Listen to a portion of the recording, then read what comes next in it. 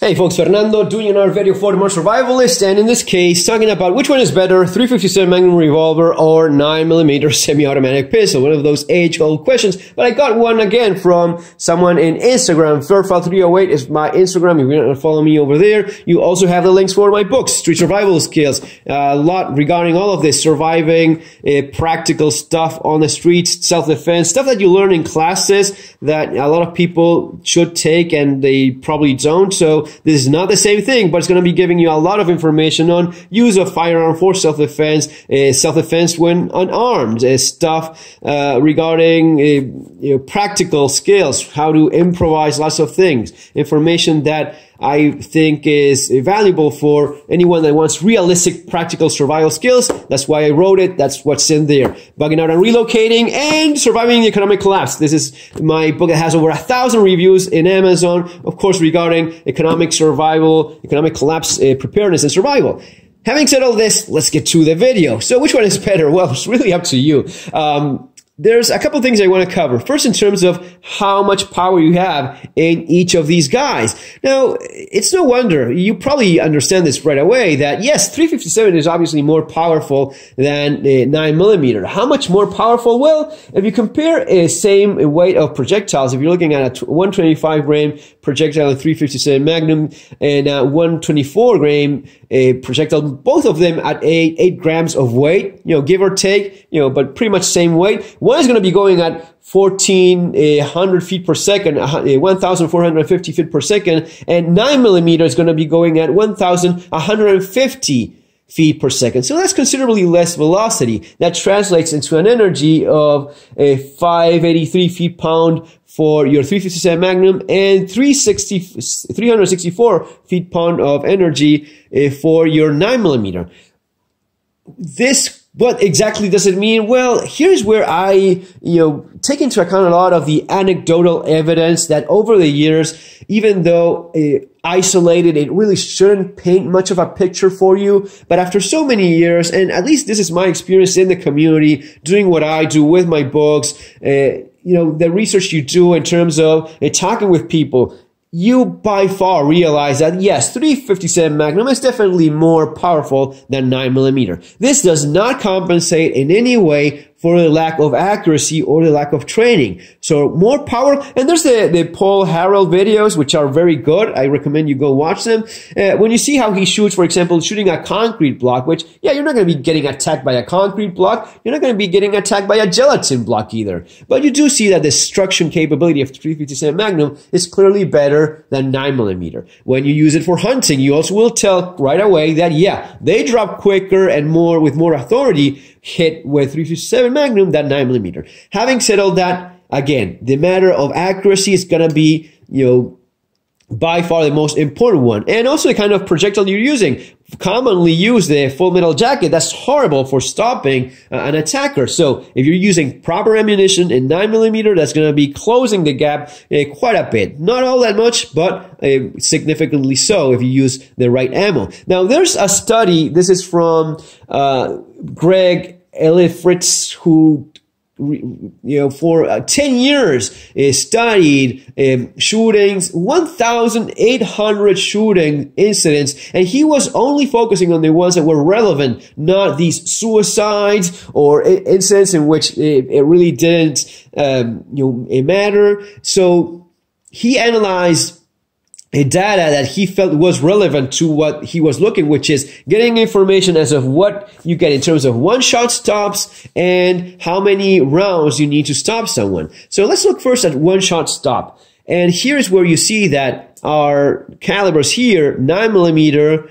is going to be giving you 35% of one-shot stops versus 357 Magnum, 45% one-shot stops. Okay, that is an indication, I think, that yeah, definitely 357 Magnum is more effective at stopping. Now, we also have to analyze the rest of the information so as to see what's really going on here. Shotguns and rifle, yeah, 44 Magnum, those are 60% is one-shot stops. No wonder there. Now, keep in mind, this is an average of maybe bird shot used at 20 yards away, and that maybe not work as well as a shot of 44 Magnum, right? So keep that in mind. Of course, slugs are going to be doing, or a 308 rifle, it's going to be doing probably more, be more effective at stopping someone than 44 Magnum. But going back to the handgun, the more typical handgun calibers, why is it that 9mm does so poorly? Keep the following things in mind. 9mm is used by most law enforcement around the world. So it's no surprise that the amount of shots until someone was stopped when it comes to 9mm is a little bit biased against it. Because who is using this? Someone that is law enforcement, someone that is trained is going to be using maybe 9mm. You train to shoot until the threat goes down. You see guys, I mean, at the very minimum, it's going to be a double tap that you're doing. So a law enforcement officer does a double tap or three or four or five shots so as to stop someone with a gun that's coming at him. On the other hand, we have grandma or grandpa or, any guy that has a handgun in his house and it's not particularly interested in guns at all, but he just has an old 22 revolver just in case. Someone breaks into the house, he shoots once, hits somewhere in the body, and the attacker just runs away scared because he was not expecting to get shot. As soon as he exits the door, he realizes he's bleeding, he realizes he's shot, and he doesn't want to die, so he throws himself on the floor and starts screaming out for dear life because he wants an ambulance right there. Right? That is a typical story of someone that has a 22 for self-defense in their house. People that do know what they're doing and they have training, they're probably not going to be using a 22 for home defense. They're not going to be using probably a 25 ACP for self-defense or a 32 ACP, right? So these two are really offsetting because of 30% efficiency, 30% one-shot stops with 22, with 25 ACP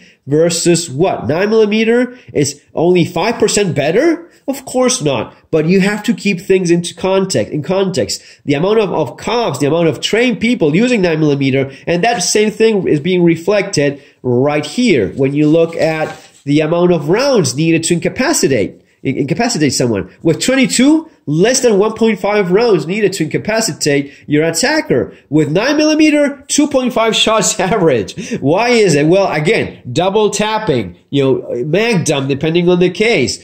Someone's not really going down as fast as a trained officer or a trained firearms a person is dealing with. So boom, boom, boom. And the amount of shots you end up putting out with a semi-automatic pistol with 17 round capacity mag, yeah, you're going to be a lot more inclined that maybe with a little 32 ACP that has maybe 7 rounds in your little mouse gun, 25 ACP. These things are going to be offsetting your statistics. Maybe in the case of the guy that shot the home intruder with a 22, maybe if he had just shot into the air, he would have left. Of course, that would not be included here because it would not have been a shot, placed in the attacker, in the thread that actually stopped him. But the way the different psychological mechanisms of survival and self-preservance come into place here are all over the place. So you have people that immediately quit the fight because they just got shot with that 22, and you have law enforcement officers, on the other hand, putting a bunch of rounds into the target. Having said that, also keep in mind the difference of the platforms. You're talking usually 357 Magnum is going to be a revolver. Usually a 9mm high capacity is going to be a semi-automatic pistol, correct? So which one is better? They're both good, but for someone that's going to be having the amount of training that you probably should have, if you are serious about self-defense, you're going to be taking at least one class with a qualified instructor and then keep on training and practicing with certain regularity. That is what I recommend. That's what you should be doing. And if that's the case, the semi-automatic pistol, if it's a Glock is going to be your best option. Now, for people that are not going to be training all that much, and they still advise anyone that's going to be getting a firearm for self-defense, even though more than 90% of people that get guns for self-defense never take a single class, I still advise you to get at least one. Even if you're not a gun guy or a gun girl, just take one class at least with a qualified instructor. That is absolutely necessary the way I see it. It's not just the way I see it. It's like having a car and not knowing how to drive. You just don't want to do that. But if you're not a gun person, right, then you're not going to be practicing and training with this frequently. For that case, I really recommend the Revolver. Something like this, 4-inch barrel, a 357 Magnum, for a lot of people that think, oh, that's too powerful. No, it's not. 357 Magnum is more than adequate. And, my wife, she's like, 80-pound woman, and she's not interested particularly in firearms. And even she can hit the, center of mass of a target with 357 Magnum. You're particularly sensitive to recoil, then you can go with the same gun in 38 Special, which, as this statistic shows, is really not a bad caliber either. So with this, you have the options of those two calibers. Of course, 357 Magnum would be better, but if not, 38 is just fine. But you have a gun that has a much simpler user interface. So in the case of your semi-automatic pistol, as great as it is, and that's why law enforcement and military use it all over the world, what happens? You need to be trained properly for it and have a certain regularity in your training. If not, you'll hear of these cases, and they happen all the time. Trust me, this is stuff that's been very well documented. Oh, the empty chamber because that's safer. I don't feel safe with a round in the chamber. Someone that is not properly trained, what happens when he needs a gun? Oh, nothing happens. My Glock that I got because it's the gun that the police also use, it's not doing me any good. What happens when someone is on top of the victim and the victim is, die, and this is not working? You just push the gun out of battery. We've analyzed so many videos where even for law enforcement, they have to deal with a malfunction. They immediately clear that, and that's what they're trying to do, and that's what they should be doing, and that's perfectly fine. That is not the reaction of the average gun owner, which honestly, the average gun owner will be a lot better served with a revolver. They just don't have the training so as to respond correctly, so as to deal with the interruptions that you may end up getting quite frequently so with semi-automatics.